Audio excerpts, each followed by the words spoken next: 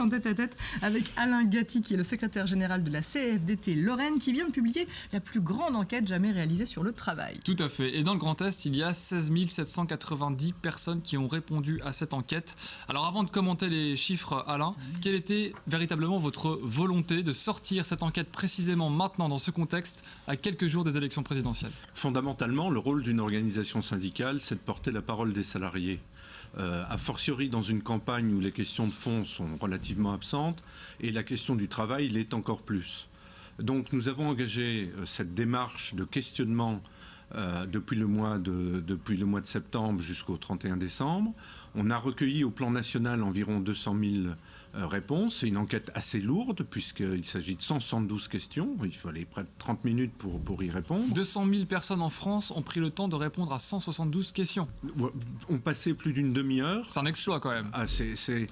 L'enquête la plus importante en la matière est une enquête européenne qui avait recueilli 50 000 données. Les chercheurs avec lesquels on a travaillé nous disent aujourd'hui que l'exploitation va prendre au bas mot une dizaine d'années en dehors des premiers chiffres bruts que nous avons là. Et donc nous avons envisagé une présentation aussi des résultats régionaux pour avoir la vision des près de 17 000 salariés de la région Grand Est pour connaître leur appréciation du travail. Nous allons capter cette parole et nous allons effectivement la porter auprès des décideurs politiques. La semaine dernière, elles ont été remises aux représentants des principaux candidats des partis démocratiques. On leur a adressé un courrier, une adresse.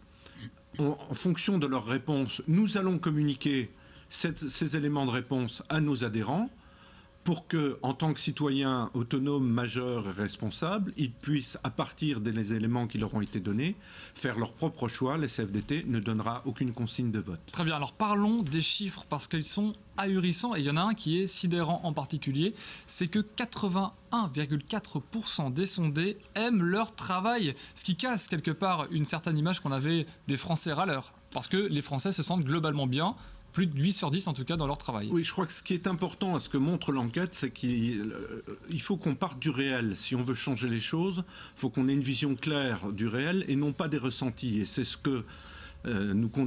à quoi nous conduit cette enquête, et on a été effectivement les premiers surpris.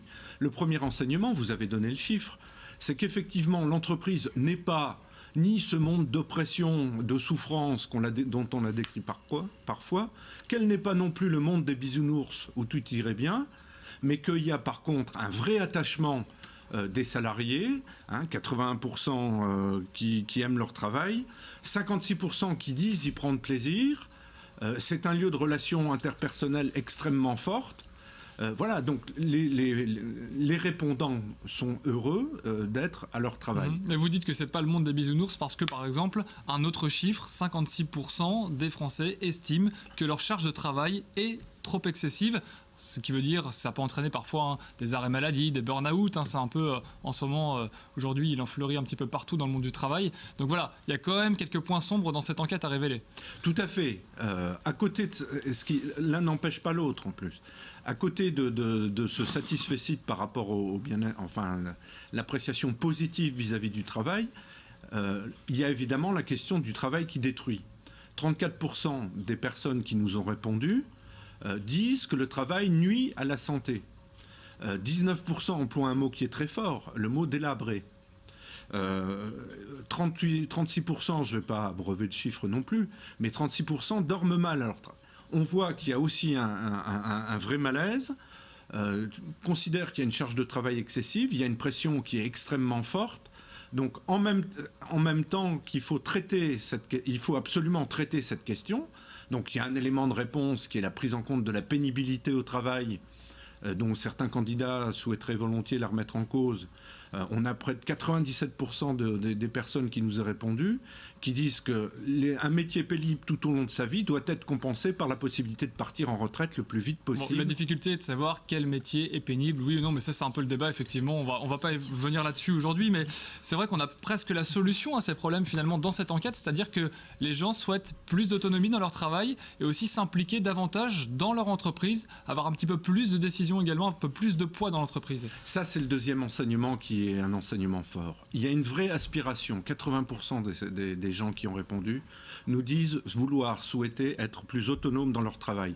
il y a un chiffre assez effrayant, 34% qui dit être considéré comme une machine au travail. D'un point de vue de la déshumanisation, c'est véritablement problématique. Donc il y a véritablement besoin d'ouvrir un peu les vannes. On a d'autres chiffres où, avec une revendication extrêmement forte des salariés et des agents, puisque ça concerne aussi la fonction publique, 77% nous disent qu'ils souhaiteraient participer de manière beaucoup plus importante aux décisions qui concernent leur quotidien et aux décisions de leur entreprise. 78% considèrent qu'eux-mêmes et leurs collègues de boulot sont plus lucides sur la réalité de leur entreprise que ne le sont souvent les dirigeants.